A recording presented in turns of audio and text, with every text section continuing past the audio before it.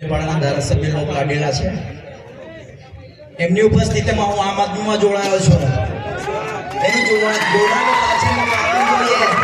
તો વિચારો તો ઘણા હોય છે. અમારા જેવા શિક્ષિત યુવાનો છે જે સરકારી નોકરી કરતા હોય છે, પરંતુ અમે જો પરિવર્તન લાવવાનું વિચારતા હોય તો તમે કેમ નહીં લાવવું જરૂરી છે. કારણ કે ચેતરભાઈ વસાવા છે એ સમાજ માટે લડે છે, આપણા આદિવાસીના હક અધિકારો માટે લડે છે, એટલે આપણે એને સપોર્ટ કરવો ખૂબ જ જરૂરી છે.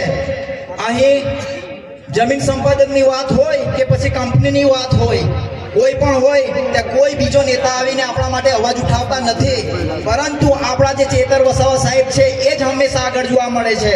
કેમ બીજા ધારાસભ્ય નથી? એ પણ આદિવાસી જ છે ને. આદિવાસી હોવા છતાં પણ એ લોકો અવાજ નથી ઉપાડતા તો એ લોકોનું કામ શું કામ? એટલે હું કહું છું કે જાગો યુવાનો, ને તો આગળનું જે ફ્યુચર છે એ બહુ અંધકારમય થશે. વાત કરીએ ત્યારે આપણો જે નર્મદા ડેમ બનેલો છે એમાં આપણી જમીનો ગઈ છે, એમાં બીજાની જમીનો નથી ગઈ. તો એ છતાં આપણે વિસ્તારમાં કેટલી ફેસિલિટી મળે છે, કેટલી સુવિધાઓ મળે છે આપ જાણો છો ને. તો આ જ પરિસ્થિતિ અત્યારે આપણા જે અહીંયા આંબરડુંગરની અંદર પ્રોજેક્ટ આવે છે એની અંદર ઘણી બધી કાર્યવાહી થઈ ગઈ છે, અને નેતાઓ આવીને કહે છે કે કશું જ થવાનું નથી. તમે ઈઓઆઈ અને ઈપીસી બહાર પાડી દીધી છે. રિહેબિલિટેશન અને રીસેટલમેન્ટના ટેન્ડરો માટે ટેકનિકલ સર્વિસનો તમે ટેન્ડર બહાર પાડી દીધો છે અને કહો છો કે કશું જ થવાનું નથી. હા, જે 28 ગામડાઓ નહીં થશે પણ એનો ક્યારે વારો આવશે એ ખબર નથી, પણ તમે તદ્દન એવું કહો છો કે કશું જ થવાનું નથી, તો એ ગલત છે. અત્યારે નહીં ખબર પડે? તમે ઓનલાઈન વેબસાઇટ ચેક કરશો ને તો બી એમાં ઘણી બધી માહિતી આપી દીધી છે, અને મોટી જાહેર સભાઓ કરીને કહો છો કે કશું જ થવાનું નથી. આપણને આદિવાસી છે એટલે એ લોકો એવું સમજે છે કે આ લોકોને કશું જ ખબર નહીં પડે. એવું નથી. અત્યારે ઘણું શિક્ષણ વધી ગયું છે. શિક્ષણ નહીં આવે એના માટે ઘણી બધી શાળાઓમાં તો આજે મકાન જ નથી.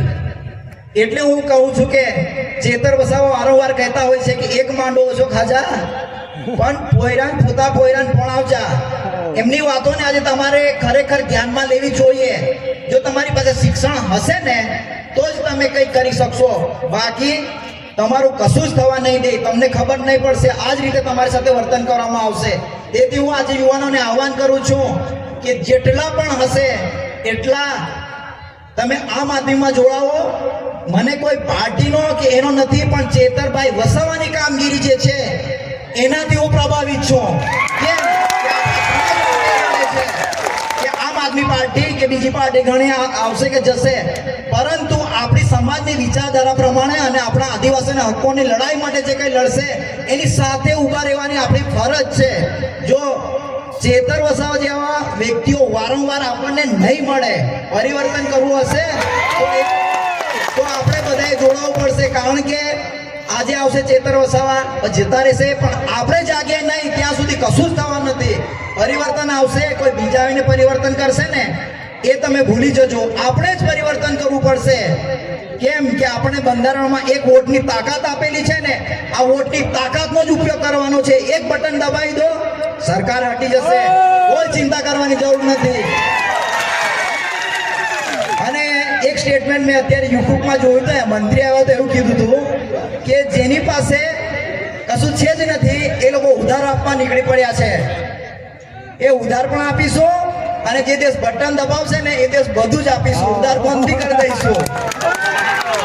એટલે હું કહું છું કે પરિવર્તન લાવો, યુવાનો જાગો, અને સમાજમાં જે વડીલો છે એ લોકોને પણ જાગવાની જરૂર છે.